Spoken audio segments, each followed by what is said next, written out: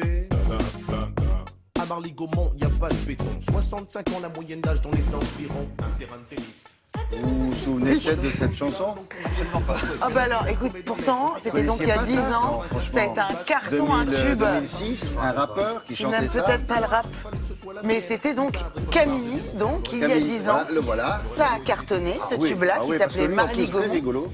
D'autant que c'était très rigolo parce qu'il racontait une histoire vraie, son histoire et plus précisément celle de son papa, Camini. Dans les années 70, le père de Camini, donc le père du rappeur, quitta le Congo pour venir s'installer en France dans le petit village de, je dis petit parce qu'il y a 400 habitants, de Marly-Gaumont, c'est en Picardie, afin de devenir le médecin de campagne de ce village.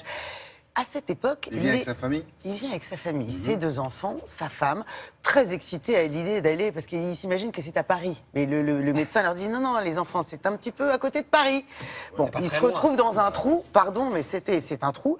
Et à cette époque, les Non, habitants. à l'époque, maintenant. Oui, à l'époque. Oui, non, mais c'est surtout beaucoup mieux. qu'attention. C'est une capitale maintenant. Déjà, non. il y a 10 ans, quand le titre Vous de voulez que je ce reçoive du tube-là courrier est pendant, sorti, on a connu ce petit village. Et maintenant, un film lui rend honneur d'une certaine manière. Alors, à cette époque, les habitants de Marly-Gaumont, nous sommes dans les années 70, n'avaient jamais vu de noir. Le film raconte combien il a été difficile, mais combien ils ont fini par y arriver avec beaucoup d'efforts, à s'intégrer. Comment est-ce que cette famille a réussi à se faire accepter par ces habitants-là? Alors, c'est une comédie, on rit beaucoup, il y a aussi beaucoup d'émotions parce qu'on découvre, il le raconte Camini, lorsque c'était un petit garçon, il arrive dans la nouvelle école.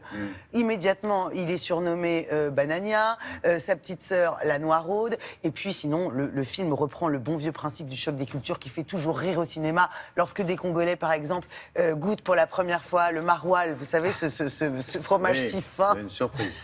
Voilà. Mais Donc, tout le monde, hein. tout le monde, c'est Oui, vrai. tout le monde. Alors, on a rencontré la charmante Aïssa Maïga. Alors, qu'est-ce qu'elle fait, Aïssa Maïga, Aïssa là Maïga, c'est la femme du médecin dans le film.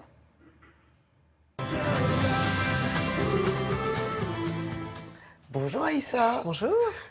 C'est un vrai? Aussi vrai que celui des autres. Écoutez, je cherche quelqu'un qui est prêt à s'installer à long terme. Bien évidemment. D'ailleurs, je viendrai avec ma famille. Il faut qu'on aille habiter en France. Oui, dans un petit village au nord de Paris. Ah, là, Paris!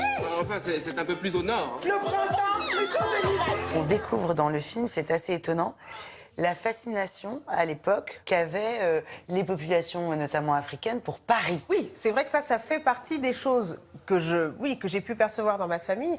Mais ce rêve, les gens de ma famille l'ont porté avant ma naissance ou avant que j'arrive moi-même en France. Ce qu'il me reste, c'est surtout le décalage entre ce que je pouvais vivre chez moi à la maison et puis la façon dont on percevait les Africains en dehors de la maison. Donc à l'école, donc la Noiraude, j'y ai eu droit évidemment. Voilà, c'est un incontournable, c'est un classique. Il m'appelle la Noiraude. Moi, c'est Buana Pepito Banania. Si ça n'allait pas.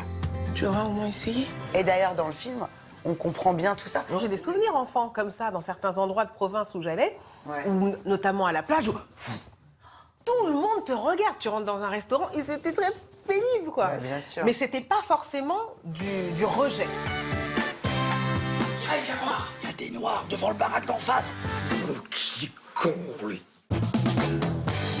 Ici, c'est la France profonde. Bonjour, Vadiout. L'envie d'être actrice, c'est venu quand vous étiez une petite fille ou c'est venu comme ça sur le tard? Enfant, quand je regardais un spectacle ou que je regardais un film, j'avais envie d'être dedans. En fait, la place de spectateur me frustrait. Vous vouliez en être? Mais oui, je voulais être dedans. Alors, ça voulait pas dire que je voulais être comédienne, mais je voulais être là-bas. Bah ouais. Et un jour, on est allé voir La Petite Fille aux Allumettes avec l'école. Oh, et je regardais, c'était comme un monde parallèle, là, en face. Et en fait, quand le spectacle s'est terminé, je suis allée dans les coulisses. Et alors? Et j'ai un souvenir comme ça, enfant, d'être comme dans le ventre, dans une matrice. J'ai adoré ce moment. Seules les études permettent de devenir quelqu'un, surtout quand tu es noir. Pourquoi c'est plus dur quand on est noir? Ça y est, je soigne mon premier patient demain. Est-ce que vous avez eu un entourage content que vous vouliez faire ce métier-là? Mon oncle et ma tante qui m'ont élevée, bon, déjà, ce sont aussi des gens qui, comme mon père, avaient fait des études, etc., qui accordaient énormément de valeur à ça. Au moment du bac, il a bien fallu que je fasse des choix clairs d'orientation et je me suis inscrite en fac de théâtre. Et quand je l'ai dit à mon oncle, je me souviens, il m'a dit, bon, t'as bien fait ton inscription? J'ai dit oui. Alors, tu t'es inscrite En quoi? En quoi? En chimie? Quand j'ai dit en théâtre, je crois que la mâchoire de mon oncle est tombée. Ouais. Il m'a regardé en silence. Il n'a rien dit et il a fermé la porte. Oh là là. Et en fait, ils ont toujours respecté ce choix. Quoi? Mais qu'est-ce que vous avez, vous aussi? Vous n'avez jamais vu le noir, c'est ça? Merci beaucoup, Aïssa. Merci beaucoup. Ben oui, il y a 95% de vaches et 5% d'habitants à Marly-Gaumont. Ouais. Ça pourrait créer une petite surprise Ah au bon? box-office parce que Ça c'est sent vraiment. bon? Oui. Ça sent bon, exactement. Ça Ça sent sort le succès? mercredi, c'est bien réalisé, surtout bien écrit, puis ça sonne tellement vrai. Et pour cause, c'est vrai. L'actu en plus, ou le plus de l'actu, c'est comme vous voulez, notre chronique quotidienne de décryptage. C'était hier le 5 juin, la journée mondiale de l'environnement. Et alors? Eh ben alors, vous allez voir.